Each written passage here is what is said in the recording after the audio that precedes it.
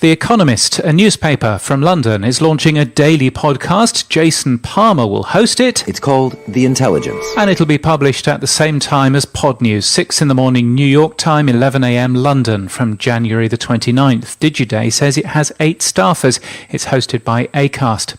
Spotify appears to be testing an import function which will allow you to add podcasts from another app on iOS. It appears to look inside your media library. Our technical analysis of recent podcasts has been improved under the hood and is now measuring more podcasts more often. Bit rates, LUFS levels and other things. You'll find this analysis appearing in selected podcast pages too. Just search podnews.net.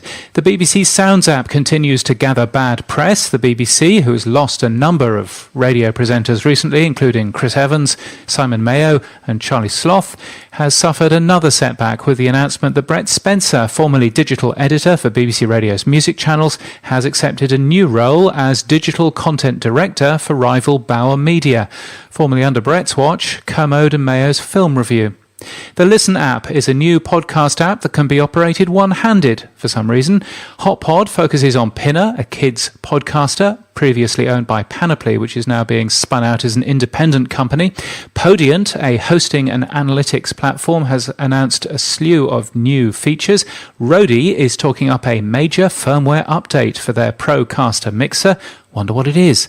Radio Days Europe has published its preliminary programme. It's a conference in Lausanne in Switzerland at the end of March, and it's the world's meeting point for the world of radio and audio. Tom Webster from Edison Research and James Cridland, Podnews' editor, that's me, are among the speakers.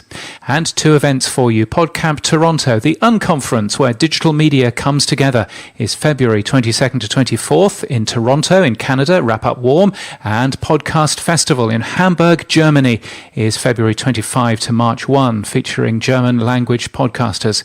Wrap up warm there too. And that's the latest from our newsletter at podnews.net.